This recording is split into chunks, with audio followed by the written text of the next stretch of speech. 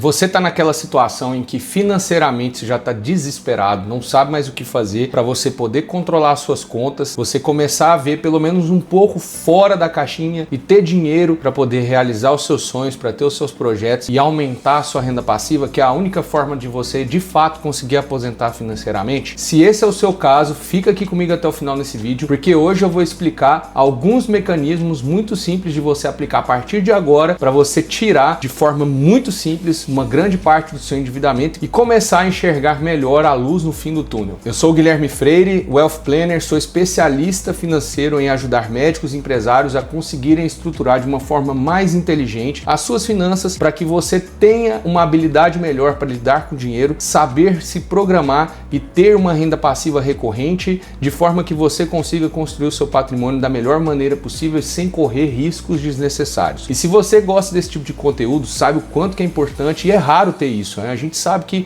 é pouco comum na internet hoje ter gente falando sobre planejamento, sobre habilidades, sobre saber lidar com o dinheiro. Se você gosta disso e quer compartilhar que mais pessoas saibam, aproveita, já curte esse vídeo, me segue aqui no canal. Toda semana eu posto vídeo muito interessante relacionado a esse tipo de assunto, porque com certeza você estando aqui comigo vai aprender bastante sobre esse tipo de tema, que infelizmente é um tema pouco conhecido e pouco divulgado no Brasil, sendo que o Brasil é um dos lugares que mais precisariam de conhecimentos como esse. Hoje aqui a gente vai falar sobre 10 passos, 10 etapas que você tem que começar a seguir a partir de agora para você poder melhorar um pouco essa situação de endividamento e aí você começar a enxergar a luz no fim do túnel, que é o que a gente está falando aqui desde o começo como a sua promessa. Então o primeiro item de todos, que é o essencial, é primeiro a gente reconhecer onde a gente está. Antes da gente tomar um próximo passo, é importante você saber em que passo que você está nesse momento. Se você não souber aonde você está, de que forma você está, não adianta você tentar planejar, por exemplo, nossa, eu quero me livrar das dívidas, mas eu nem sei que dívidas eu tenho. Então primeiramente você tem que reconhecer essas dívidas. E o passo inicial é saber se essas dívidas que você tem são 100% ruins, ou seja, dívidas que não vão te ajudar a chegar em lugar nenhum, dívidas que compraram passivos, ou se tem alguma dívida aí que foi boa, por exemplo, você fez um financiamento de um imóvel e aí às vezes esse imóvel é um ativo financeiro que vai valer a pena para você manter aquela dívida. Você tem que saber na minúcia, primeiro, se essa dívida é boa, se essa dívida é ruim, segundo, saber se o credor que você tem ali é um bom credor ou se é um credor que está te cobrando uma taxa muito alta. Tem que saber exatamente a quantia dessas dívidas suas, quanto em termos financeiros,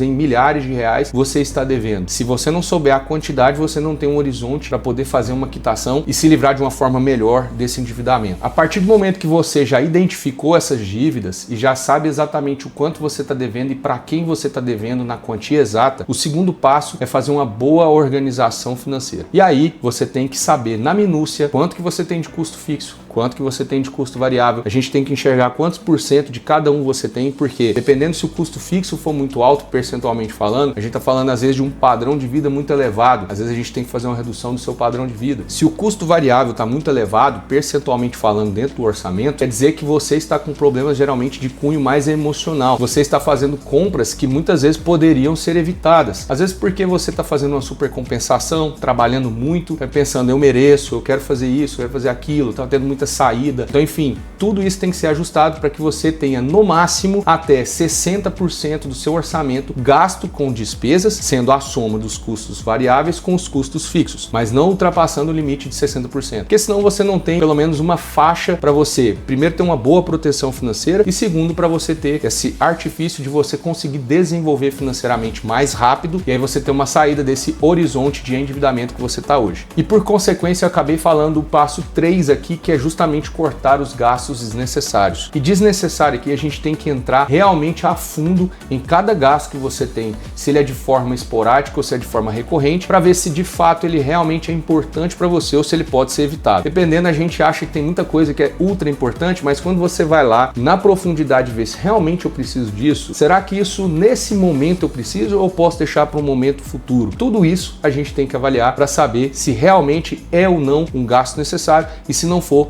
a gente tem que eliminar de uma vez por todas. Pensando no caso que você está endividado, aí sim a gente tem que ser um pouco mais radical, ainda mais. Um quarto item que muita gente não sabe é a negociação com os credores, ou seja, você fazer uma renegociação. A primeira negociação você já fez, que foi contratar a dívida, mas agora você pode sim renegociar a sua dívida. O que o credor menos quer é que você fique inadimplente, e se você ficar com um ultra grau de endividamento, vai acontecer naturalmente de você acabar devendo um ou outro. Isso é natural porque você tem que manter um padrão de vida pelo menos mínimo, e se você chega a um grau de super endividamento, e às vezes isso acontece porque muitos credores, que são os bancos, as instituições financeiras, elas não se preocupam com o grau de endividamento que você tomou, e esse grau de endividamento você pode renegociar com eles de forma a mostrar, mesmo que de forma jurídica algumas vezes, que você não tem condições de pagar aquele valor de parcela. Às vezes a gente pode reduzir o valor da sua parcela renegociando às vezes num prazo maior, com uma taxa de juros mais atrativa, e aí sim você conseguir reduzir um pouco o impacto daquele custo todos os meses no seu orçamento, e a partir desse momento você pelo menos pode começar a enxergar um horizonte de sobra financeira. Não tome o erro que muita gente tem nesse momento, que é a partir do momento que sobra começar a gastar mais. Não, tem que pegar esse recurso e investi-lo de uma forma bem eficiente, e evitando assim entrar novamente nesse problema emocional que é gastar de forma despretensiosa, sem um objetivo muito claro. O sexto passo é utilizar métodos financeiros que vão te auxiliar nesse processo de evitar o endividamento e começar a construir algum patrimônio. E para isso tem várias formas, tem vários métodos, cada consultor segue o seu. A forma como eu prefiro mais é primeiramente começar a formar uma boa reserva de valor para que você tenha tanto uma reserva de emergência dentro disso, quanto uma reserva de oportunidade, para que chegar o momento você ter a opção de comprar alguma coisa para ter ganho de capital. O que é isso, Guilherme? Ganho de capital é você conseguir comprar alguma coisa mais barata e vender mais caro depois. Isso aí pode entrar em qualquer cenário. Eu gosto muito de pensar no cenário imobiliário. Você compra um imóvel por 100 mil, dali X tempo esse imóvel está valendo 120. Na hora que você vender esse imóvel, você ganhou 20 mil reais nessa operação. Dependendo da taxa interna de retorno, você consegue ter uma rentabilidade muito interessante, e ao mesmo tempo você também começa a de fato pegar esse valor que você teve de lucro, começar a deixar isso como renda passiva e usar aqueles outros 100 mil reais no exemplo que eu te dei aqui para você refazer a operação e começar a tirar de novo mais dinheiro de ganho capital. A partir do lucro que você vai tirando, você vai fazendo uma renda recorrente, e é isso que vai começando a aumentar os seus ganhos mensais e vai te dando maior fluxo de caixa, vai deixando você mais aliviado, e assim você vai começando a sair do buraco que você estava. O sétimo item, de forma óbvia, evite se endividar novamente com dívidas ruins. Entenda que existe uma diferença entre dívidas boas e dívidas ruins. Dívidas boas são aquelas que você faz para comprar ativos. Se você compra ativos e para isso você se endivida, e essa é uma dívida boa, você está usando o seu recurso, fruto do seu salário, fruto dos seus rendimentos mensais, para comprar ativos. E esses ativos, eles vão gerar mais receita para você, te ajudando no início para você ter mais receita, e com mais receita você consegue pagar as suas dívidas de uma forma mais rápida, as suas dívidas ruins, e assim você consegue se livrando e aumentando o seu fluxo de caixa. Então perceba, dívida não é qualquer tipo de dívida. Existe dívida boa e dívida ruim. O que você tem que evitar são as dívidas ruins. Custos muito altos de operação, tá? Que não viabilizam, não fazem o menor sentido. Comprar passivos com dívidas, que é o que o pessoal faz demais, infelizmente. Vai lá, financia um carro numa taxa altíssima e aí paga muito caro para ter aquele veículo que é um passivo. Você está tendo um carro e esse carro ele vai desvalorizar, e esse carro, na hora que você vender, você vai perder dinheiro. Já na perda da própria aquisição do carro, ainda você teve uma perda gigantesca porque pagou um custo muito alto, juro muito alto, e aí realmente a perda financeira é absurda. Então tem que evitar esse tipo de coisa. Oitavo passo, já falamos também na parte de reserva de valor, que é criar uma reserva de emergência. Reserva de emergência, entenda, não para você se livrar de situações emergenciais, mas não, é para você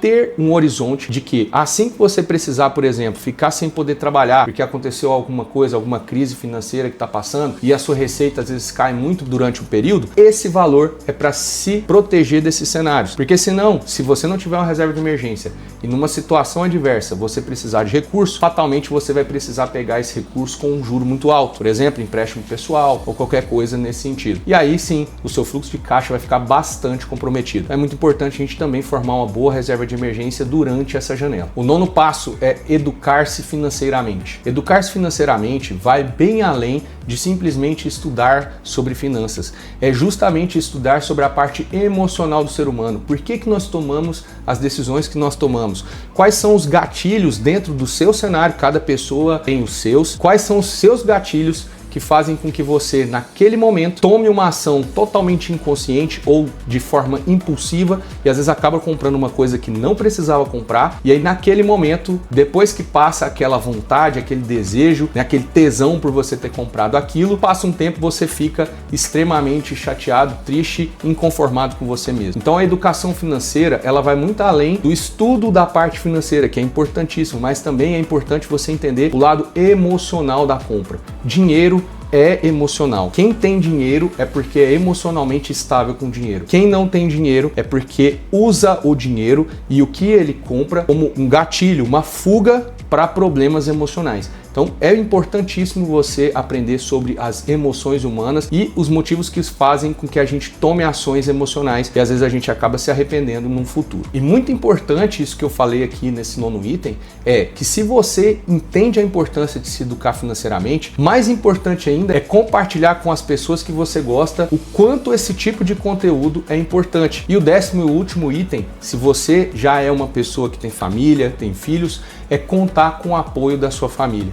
Compartilha com seu esposo, compartilha com sua esposa essa intenção de ser diferente. Eu ouço muita gente falar assim, mas a minha esposa ela não me ajuda, ela gasta demais e vice-versa, tá? Também com relação ao esposo. Olha, senta junto, programa, fala a verdade, o que tem que ser falado, organiza entre vocês dois e estipulem as estruturas que vocês querem seguir dali em diante. Porque se não tiver o apoio do cônjuge, é mais difícil, é muito mais difícil. Eu já ouvi muita gente falar que quer se organizar, mas a esposa queima muito no cartão de crédito. Mas o esposo vai lá e faz compras que não deveriam ser compradas. Então, estabeleçam esses limites entre vocês e assim, juntos, vocês conseguem alcançar um resultado muito melhor. E se precisa de um suporte financeiro, e na minha opinião sempre é preciso, até porque, por exemplo, o médico, se eu preciso ir lá no médico fazer uma cirurgia, eu preciso do médico. Eu não sei fazer uma cirurgia em mim e ter um resultado bom. Provavelmente eu posso até me matar se eu for tentar fazer uma cirurgia com uma pessoa que não tem habilidade nenhuma ou se eu tentar fazer uma cirurgia em mim mesmo.